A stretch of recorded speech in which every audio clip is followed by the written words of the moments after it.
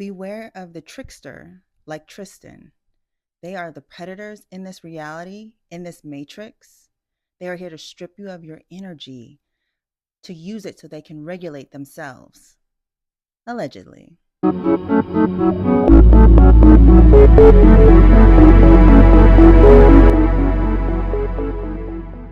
My name is Naomi, and you're watching my channel, Saint to Siren. Subscribe and hit the notification bell because it's time to win.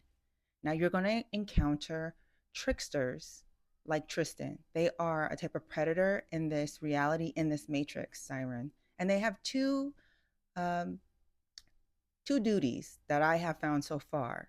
The first one, the main one, is to create chaos, is to create havoc so that the intended target changes lanes, it forced them to change life paths, like with Jordan Woods.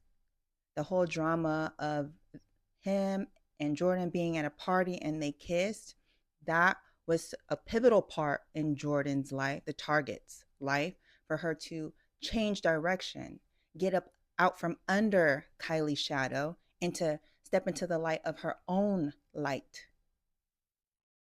At the time, it was chaos, it was hurtful for Chloe, for Jordan, not for Tristan.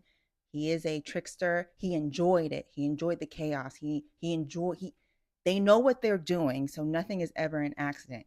But they are agent of chaos. And that's what they're there to do, to change timelines for the specific target. The matrix, this reality has been egging on that target to do. In the show, King Kylie, which had aired some time ago, following Kylie's life, I couldn't find the clip, but there is a clip where Jordan's mom was telling her, hey, you're following Kylie around, you're supporting her, and that's wonderful, but what about you? And when you get a message like that from a mom, from a stranger, from your friends, that is really the universe communicating to you that, hey, it's time to change. You feel uncomfortable, you know it's true. You need to, now is the time to change path. And when you don't change paths, when you stay, even though you're in a confused state, you're uncomfortable, it doesn't feel right, but you don't want to let go of something, Jordan's friendship with Kylie, you don't want to let that go. A trickster like Tristan will come to blow that up so you can let go, so you can forge a new path. Okay? So tricksters are very important in that aspect. It's hurtful and they enjoy it. I mean, that is part of their life's mission to do, but they are necessary to get the target aligned with what they're supposed to be doing. When that target does not have enough strength to do so themselves, or does not have the courage, or is lost in doing so, even though they feel that nagging part of them saying to change, saying to do so. The second part of a trickster's mission or makeup is, of course, to snatch energy off of other people when they are dysregulated. Tricksters are formed, I believe, the trickster type character, predator, is created when there has been a major pain in that person's life that they have not resolved or refuse to resolve or don't even see it as an issue to resolve, like the absence of a parent or both parents, SA, poor, poverty, something that really hurts their soul, something that really dysregulates them in their mind or in their heart, somewhere in their energy.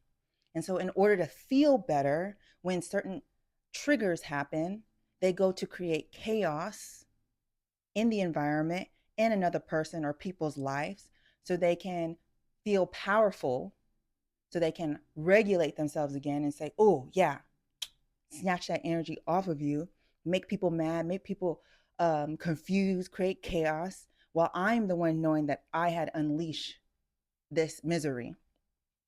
Even if it hurts them, even if it hurts them, like with Chad the Builder, or sorry, Chud the Builder, I think that's his name. He has some dysregulation in his mind and his heart. Something is not being balanced out, that he refuses to do the work on his own. This is how a trickster, a jokester, a predator will be to help regulate themselves. And it's maladaptive behavior. Now, I want to give you a personal example because I always give my own example in my own life about what's going on because I am not here to preach down at you. I am very much on a ladder in hell yelling up at you so that you will have the tools to not be where I am and to maintain your energy. So, one thing about tricksters, jokesters, predators, they use the main form of siphoning, of snatching energy off of you, Siren, is verbally, right? It's to trigger you emotionally. It's to make you feel bad about yourself. It's to make you feel decreased so that they can get a reaction out of you, right? So you want to respond. You don't want to react. So for me, my my example, I was over a real dear friend's house. I was there to celebrate with him his 1 year anniversary of owning a home. I'll show you the picture. It was so cute that I posted on my Instagram. He had like I think April spritz. April. I cannot say it. Anyways, it was a theme party. Theme was orange and blue. I posted it to my story, and this had triggered this particular trickster to say some nasty things in response to my story. And I'll show it to you right here. So with tricksters, obviously verbally, it's like a very common form to snatch energy off of you. They want to say something rude, they want to say something triggering so that you can be reactive back. What he said was so crude, was very vile and unnecessary. So when that happens, the tool that has worked for me every time is to not react the way he wants me to, as in do not sink to his level and say some nasty words back, right? That's changing my energy. I'm going from a happy, proud, I'm so proud and happy for my friend type of energy to now I'm being nasty and to this trickster, and he's lowering me down to his energetic level. You do not want to do that. So the way that you combat that is you just call out the behavior. That's it. I call this type of communication HR speech. You talk to a trickster like you are a part of HR. How do HR speak? Very professional. They call it the behavior and then they follow up with an action. So what did I do? When he said, "You gonna forever be my little whore, like it or not?" I said, "You okay? Were you drunk? Talking wild, right?" I am calling out what I observe, all right? Calling out the behavior is stating your observation.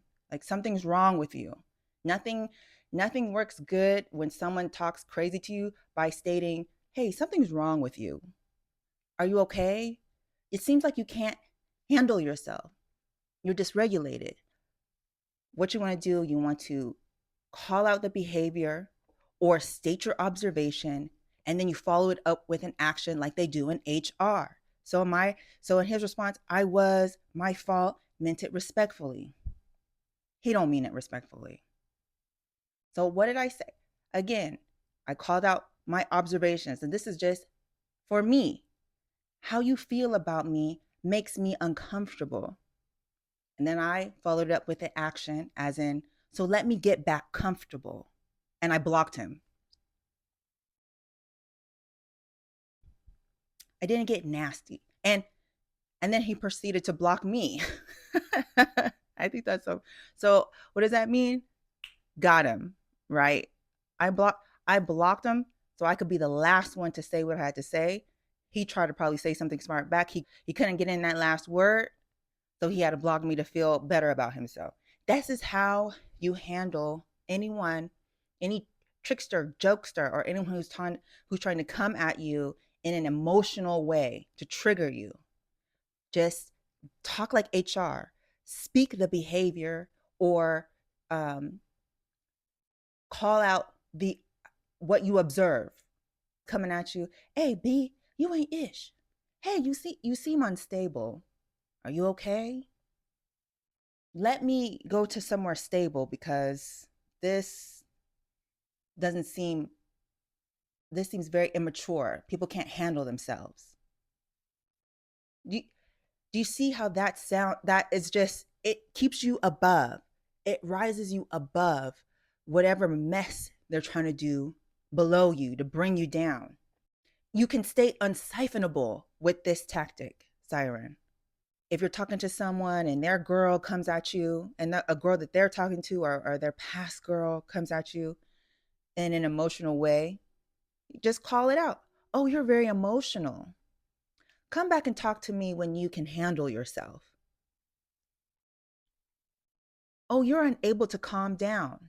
Just call it out. Call out the scene, the behavior, your observation. Don't engage.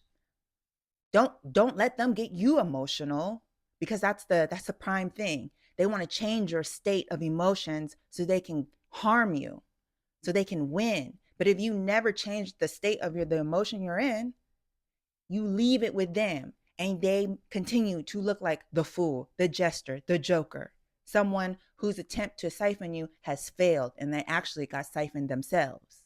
It's just like a toddler. For those who have raised kids or has a toddler right now, when you give them their food, you're like, hey, we're going to have steak and broccoli. And then you give them the steak and broccoli and they swipe the plate off their high chair table. Do you get mad and yell at them? It's like, why didn't you eat that broccoli? You're going to eat the broccoli. Or they say, no, I want ice cream. Do you give in to give them ice cream for dinner? No. You just state the behavior. It's like, oh, it looks like you're done with dinner now. Okay, it's time to go to bed, right? You state the behavior, you state what you observe, and then you follow it up with an action.